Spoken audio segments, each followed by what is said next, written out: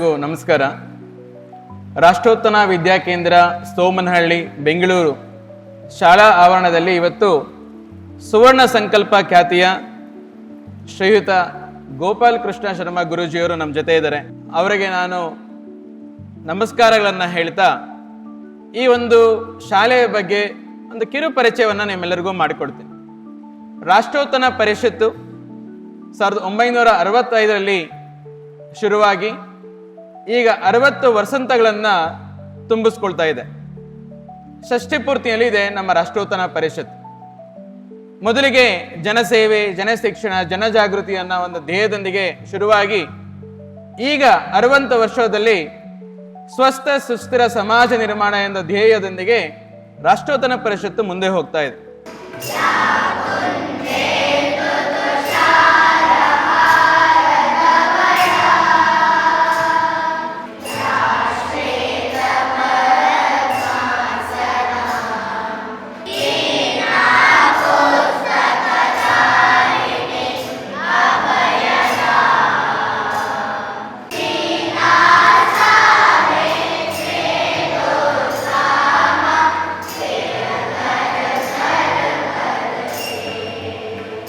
ರಾಷ್ಟ್ರೋತ್ತನ ವಿದ್ಯಾಕೇಂದ್ರ CBSE ಶಾಲೆಗಳು ಪಂಚಮುಖಿ ಶಿಕ್ಷಣ ಒಂದು ಸಿದ್ಧಾಂತದ ಪ್ರಕಾರ ನಾವು ಮುಂದೆ ಹೋಗ್ತಾ ಇದೀವಿ.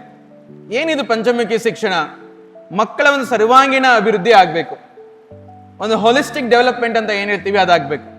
ಈ 5 ಡೈಮೆನ್ಷನಲ್ ಅಪ್ರೋಚ್, ಫಿಸಿಕಲ್ ಡೆವಲಪ್ಮೆಂಟ್ ಶಾರೀರಿಕ ವಿಕಾಸ, ಸೈಕಾಲಜಿಕಲ್ ಡೆವಲಪ್ಮೆಂಟ್ ಮಾನಸಿಕ ವಿಕಾಸ, ಎಮೋಷನಲ್ ಡೆವಲಪ್ಮೆಂಟ್ ಭಾವನಾತ್ಮಕ ವಿಕಾಸ, ಇಂಟೆಲೆಕ್ಚುಯಲ್ ಡೆವಲಪ್ಮೆಂಟ್ ಭೌತಿಕ ವಿಕಾಸ ಅಂಡ್ ಸ್ಪಿರಿಚುವಲ್ ಡೆವಲಪ್ಮೆಂಟ್ ಆಧ್ಯಾತ್ಮಿಕ ವಿಕಾಸ.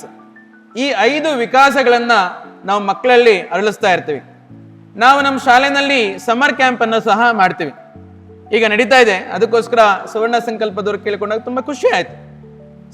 ಸಮ್ಮರ್ ಕ್ಯಾಂಪ್ ಅನ್ನು ಸಹ ತುಂಬಾ ಜನ ಅಂತ ಸಮ್ಮರ್ ಕ್ಯಾಂಪ್ ಅಂದ್ರೆ ಬರೀ ಸ್ವಿಮ್ಮಿಂಗ್ ಆಡೋದು, ಕ್ರಿಕೆಟ್ ಆಡೋದು ಇದೇ ಇಷ್ಟ ಅಂತ ಅನ್ಸುತ್ತೆ.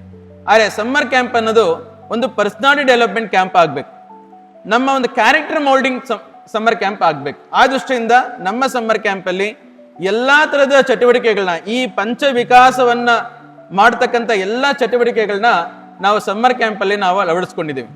ಅದು ಆರ್ಟ್ ಅಂಡ್ ಕ್ರಾಫ್ಟ್ ಆಗಿರ್ಬೋದು, ಡ್ಯಾನ್ಸ್ ಆಗಿರ್ಬೋದು, ಇಂಡಿಜಿನಸ್ ಗೇಮ್ಸ್ ಆಗಿರ್ಬೋದು, ಬಾಸ್ಕೆಟ್ಬಾಲ್ ಆಗಿರ್ಬೋದು, ಥಿಯೇಟರ್, ಹಾಡು, ಅಮೃತ ವಚನ, ದೇಶಭಕ್ತಿ ಗೀತೆ, ಪ್ರಾರ್ಥನೆ, ಈ ರೀತಿ ಎಲ್ಲಾ ತರವಾದ ವಿಕಾಸಗಳನ್ನ ಮಾಡ್ತಕ್ಕಂಥ ಚಟುವಟಿಕೆಗಳನ್ನ ನಾವು ಸಮ್ಮರ್ ಕ್ಯಾಂಪ್ ಅಲ್ಲಿ ನಾವು ಅಳವಡಿಸ್ಕೊಂಡಿದ್ದೀವಿ.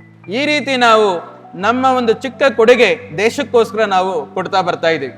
ಇದು ರಾಷ್ಟ್ರೋತ್ಥಾನದ ಪರಿಷತ್ ಅನ್ನೋ ಉದ್ದೇಶ.